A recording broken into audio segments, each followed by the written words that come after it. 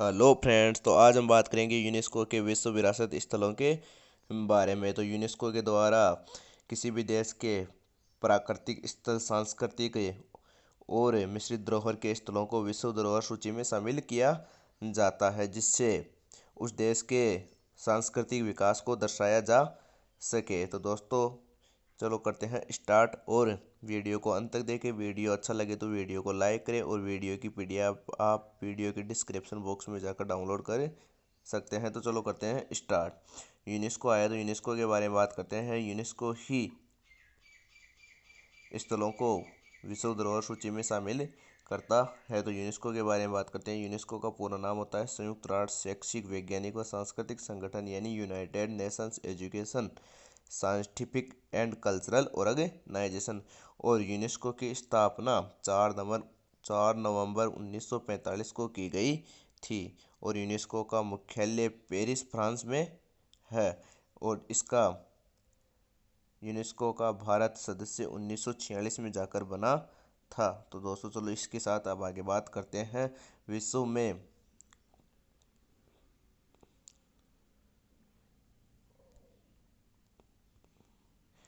विश्व विरासत में भारत के 38 स्थल शामिल किए गए हैं। और विश्व विरासत में भारत के 38 स्थल शामिल किए गए हैं, लेकिन जुलाई के अपडेट के अनुसार विश्व के कुल 1121 स्थल विश्व धरोहर सूची में अब तक शामिल किए जा चुके हैं। इसमें भारत के 38 स्थलों में से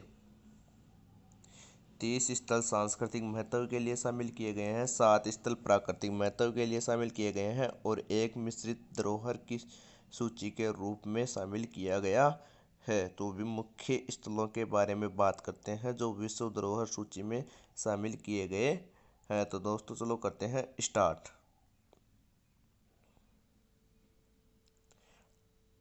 आगरा का किला उत्तर प्रदेश में यह स्थित है।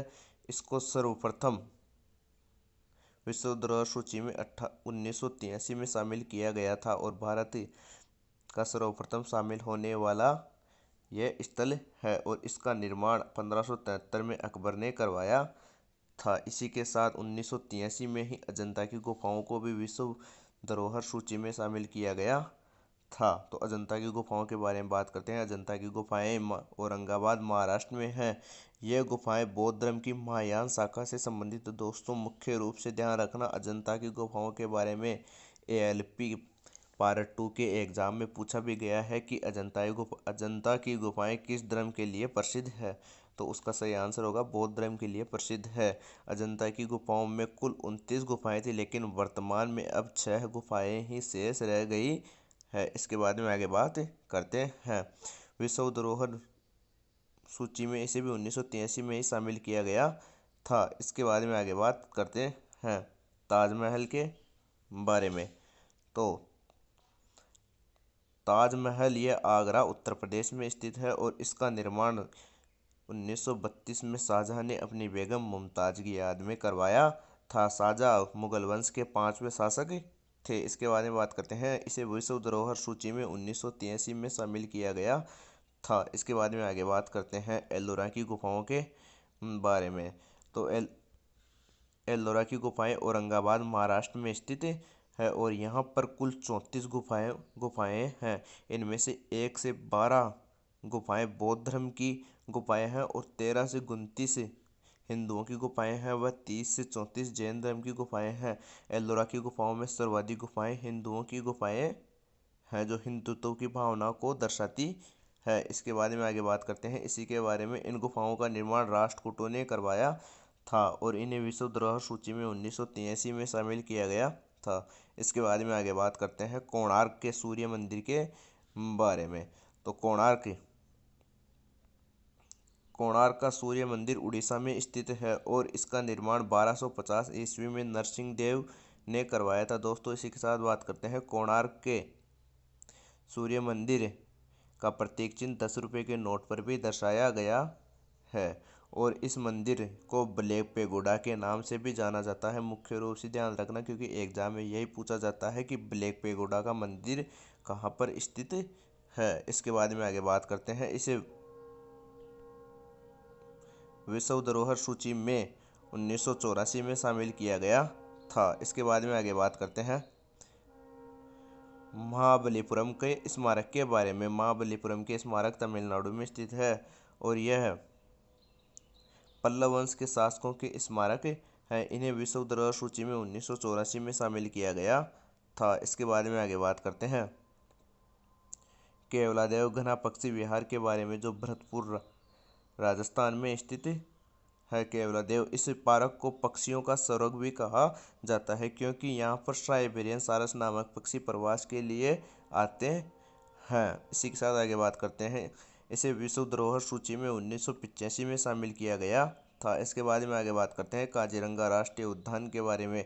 काजीरंगा राष्ट्रीय उद्यान यह असम में स्थित है और यह एक सींग वाले गैंडे के लिए प्रसिद्ध है। इसे विश्व धरोहर सूची में 1985 में शामिल किया गया था। इसके बाद में आगे बात करते हैं मानस राष्ट्रीय उद्यान के बारे में। यह भी असम में ही स्थित है और इसे भी विश्व धरोहर सूची में 1985 में ही शामिल किया गया था। इसके बाद में आगे बात करते हैं गोवा के चर्च के बारे में। तो गोवा का चर्च गोवा में ही स्थित है और इसे विश्व धरोहर सूची में 1986 में शामिल किया गया था। इसके बाद में बात करते हैं फतेहपुर सीकरी के बारे में। तो फतेहपुर सीकरी उत्तर प्रदेश में स्थित है और फतेहपुर सीकरी को 1571 से 1585 तक अकबर ने अपनी राजधानी बनाकर रखा था और इसे विश्व धरोहर सूची में 1986 में शामिल किया गया था। इसके बाद में आगे बात करते हैं खजुराहो का मंदिर के बारे में। तो खजुराहो के मंदिर मध्य प्रदेश में स्थित है और इन मंदिरों खजुराहो के जैन मंदिरों का निर्माण चंदेल शासकों ने करवाया था और इन्हें विश्व धरोहर सूची में 1986 में शामिल किया गया था। इसके बारे में बात करते हैं हम्पी स्तूप। हम्पी स्तूप हम्पी नगर कर्नाटक में स्थित है। यह स्तूप तुंगभद्र नदी के किनारे स्थित है और यह हम्पी नगर पहले विजयनगर साम्राज्य की राजधानी हुआ करता था। हम्पी स्तूप को 50 रुपये के नोट के ऊपर दर्शाया गया है। इसके बारे में बात करते हैं इसे विश्व धरोहर सूची में 1986 में शामिल किया गया था। इसके बाद में आगे बात करते हैं एलिफेंटा की गुफाओं के बारे में। तो एलिफेंटा की गुफाएं महाराष्ट्र में स्थित है और इन गुफाओं का निर्माण राष्ट्रकूटों ने करवाया था और इन्हें विश्व धरोहर सूची में 1987 में शामिल किया गया था। इसके बारे में बात करते हैं चोल मंदिर के बारे में। तो चोल मंदिर तमिलनाडु में स्थित है और इसका निर्माण चोल वंश के शासकों के द्वारा किया गया था और इसे विश्व धरोहर सूची में 1987 में शामिल किया गया था।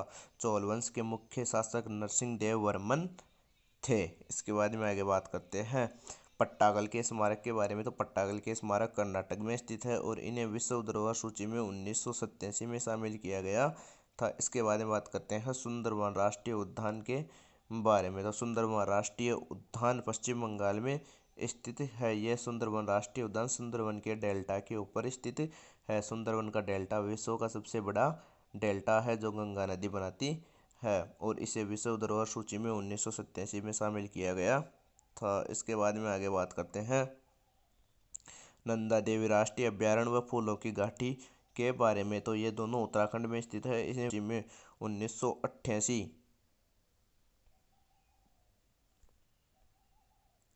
ने विश्व धरोहर सूची में 1988 और 2005 में शामिल किया गया था। नंदा देवी राष्ट्रीय अभ्यारण्य को 1988 में और फूलों की घाटी को 2005 में विश्व धरोहर सूची में शामिल किया गया था। इसके बारे में बात करते हैं आगे सांची स्तूप के बारे में। तो सांची स्तूप मध्य प्रदेश में स्थित है और इसका निर्माण सम्राट अशोक ने करवाया था। यह सांची स्तूप बौद्ध धर्म के लिए प्रसिद्ध है और सर्वप्रथम स्तूप बनाने का कार्य भी सम्राट अशोक ने ही शुरू करवाया था। शिलालेख व अभिलेख खुदवाने का कार्य भी सर्वप्रथम अशोक ने ही शुरू करवाया था। इसके बारे में आगे बात करते हैं विश्व धरोहर सूची में इन्हें 1989 में शामिल किया गया था। इसके बारे में बात करते हैं हुमायूं का मकबरा के बारे में। तो हुमायूं का मकबरा दिल्ली में स्थित है और इसका निर्माण अकबर ने करवाया था और इसे विश्व धरोहर सूची में 1993 में शामिल किया गया था। इसके बारे में आगे बात करते हैं कुतुब मीनार के बारे में। तो कुतुब मीनार दिल्ली में स्थित है और कुतुब मीनार की नींव कुतुबुद्दीन ऐबक ने रखी थी, लेकिन ऐबक की मृत्यु होने के पश्चात इसका निर्माण इल्तुतमिश के द्वारा करवाया गया था और इल्तुतमिश की पुत्री रजिया सुल्तान ही देश की पहली महिला शासिका बनी थी। और अगर हिंदू महिला शासिका की बात करें, पहली हिंदू महिला शासिका, तो वह कर्पूरी ठाकुर बनी थी। इसके बारे में आगे बात करते हैं। इसे विश्व धरोहर सूची में 1993 में शामिल किया गया था। इसके बारे में आगे बात करते हैं माउंटेन रेलवे के बारे में। तो माउंटेन रेलवे के अंतर्गत दार्जिलिंग रेलवे, नीलगिरी रेलवे और कालका शिमला रेलवे स्टेशन आते हैं। दार्जिलिंग रेलवे पश्चिम बंगाल में है, नीलगिरी तमिलनाडु में और कालका हिमाचल प्रदेश में है। इन्हें विश्व धरोहर सूची में 1999, दार्जिलिंग रेलवे को 1999, नीलगिरी को 2005 और कालका शिमला रेलवे को 2008 में विश्व धरोहर सूची में शामिल किया गया था। इसके बारे में आगे बात करते हैं महाबोधि मंदिर बोध गया के बारे में। तो महाबोधि मंदिर बोध गया बिहार में है। यहीं पर महात्मा बुद्ध को ज्ञान की प्राप्ति हुई थी और इन्हें विश्व धरोहर सूची में 2002 में शामिल किया गया था। और महात्मा बुद्ध की जयंती बुद्ध पूर्णिमा को मनाई जाती है और इसी के दिन महात्मा बुद्ध को ज्ञान की प्राप्ति हुई थी। इसी के साथ आगे बात करते हैं भीमबेटका की गुफाओं के बारे में। भीमबेटका की गुफाएं, यह गुफाएं मध्य प्रदेश में स्थित है और ये गुफाएं आदि मानव द्वारा बनाए गए शैल चित्रों व शिलाश्रयों के लिए प्रसिद्ध है। और इन शैल चित्रों को ऐसा माना जाता है कि ये पुरापाषाण काल से मध्य पाषाण काल के मध्य के शैल चित्र बताए जा रहे हैं और इन्हें विश्व धरोहर सूची में 2003 में शामिल किया गया था। इसके बारे में आगे बात करते हैं चंपानेर पावागढ़ पार्क की। इन्हें विश्व धरोहर सूची में 2004 में शामिल किया गया था और यह गुजरात में स्थित है। इसके बारे में बात करते हैं छत्रपति शिवाजी टर्मिनल के बारे में। तो छत्रपति शिवाजी टर्मिनल ये महाराष्ट्र में है और इनका पूरा नाम पूर्व विक्टोरिया टर्मिनल था। और छत्रपति शिवाजी टर्मिनल मध्य भारत रेलवे का मुख्यालय है। इसके बारे में आगे बात करते हैं विश्व धरोहर सूची में शामिल किया गया था इन्हें 2004 में। इसके बारे में बात करते हैं लाल किला के बारे में। तो लाल किला दिल्ली में स्थित है और इसका निर्माण 5वें मुगल शासक शाहजहां ने करवाया था। और लाल किला को 500 रुपये के नोट के ऊपर दर्शाया गया है और लाल किला लाल बलुआ पत्थरों से निर्मित होने के कारण यह प्रसिद्ध है। इसके बारे में बात करते हैं इसे विश्व धरोहर सूची में 2007 में शामिल किया गया था। इसके बाद में आगे बात करते हैं जंतर मंतर के बारे में। तो जंतर मंतर यह जयपुर में स्थित है और इसका निर्माण 1724 में जयसिंह सेकंड ने करवाया था। इसे विश्व धरोहर सूची में 2010 में शामिल किया गया था। तो दोस्तों आपके लिए क्वेश्चन ऑफ द डे, एक जंतर मंतर तो जयपुर में है, लेकिन जो अन्य जंतर मंतर है उनके बारे में आप हमें कमेंट बॉक्स में जाकर कमेंट करके बताएं। इसी के साथ आगे बात करते हैं पश्चिमी घाट के बारे में। तो पश्चिमी घाट कर्नाटक, केरल, महाराष्ट्र व तमिलनाडु के विस्तार तक फैला हुआ है और इसे विश्व धरोहर सूची में 2012 में शामिल किया गया था। इसके बारे में बात करते हैं रानी की वाव के बारे में। रानी की वाव पाटन गुजरात में स्थित है और इसका निर्माण बेमदेव प्रथम की परिमल स्मृति में उनकी पत्नी उदयमती ने करवाया था और इन्हें विश्व धरोहर सूची में 2014 में शामिल किया गया था। रानी की वाव के चित्र को 100 रुपये के नोट के ऊपर दर्शाया गया है। इसके बाद में आगे बात करते हैं ग्रेट हिमालयन राष्ट्रीय पार्क के बारे में। यह हिमाचल प्रदेश में स्थित है और इन्हें विश्व धरोहर सूची में 2014 में शामिल किया गया था। इसके बारे में बात करते हैं नालंदा के बारे में। तो नालंदा बिहार में है और इसे विश्व धरोहर सूची में शामिल किया गया था 2016 में। और नालंदा विश्वविद्यालय भी कहाँ पर है? बिहार में ही है। इसके बारे में आगे बात करते हैं आगे राजस्थान के पहाड़ी किले विश्व धरोहर सूची में शामिल किए गए थे 2013 में। उन्हें एक साथ 6 किलों को शामिल किया गया था, जिनके बारे में बात करते हैं चित्तौड़गढ़ का किला चित्तौड़गढ़ में स्थित है और कुंभलगढ़ का किला कुंभलगढ़ में, रणथंभौर का किला सवाई माधोपुर में है, जैसलमेर का किला जैसलमेर में है और आमेर का किला जयपुर में है और गागरोन का किला झालावाड़ में है।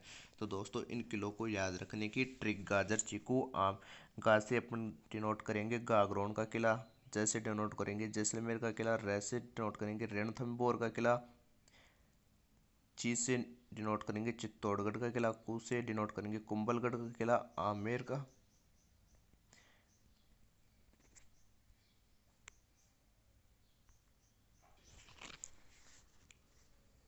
आम को आमेर से डिनोट करेंगे। इसके बाद में आगे बात करते हैं कंचनजंगा राष्ट्रीय पार्क के बारे में। तो कंचनजंगा राष्ट्रीय पार्क यह सिक्किम में स्थित है और इसे विश्व धरोहर सूची में 2016 में शामिल किया गया था। इसके बारे में बात करते हैं ले कॉर्बूसियर के स्थापत्य कार्यों के बारे में। यह चंडीगढ़ में स्थित है, उन्हें विश्व धरोहर सूची में 2016 में शामिल किया गया था। इसके बारे में बात करते हैं अहमदाबाद का ऐतिहासिक शहर।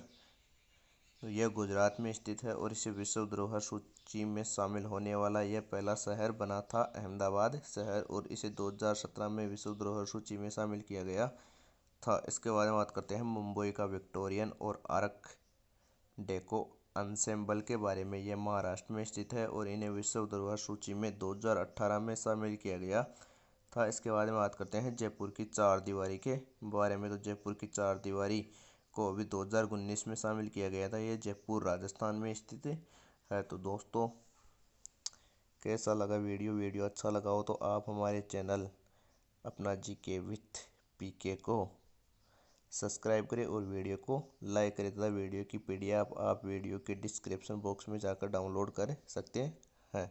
Okay friends, thank you.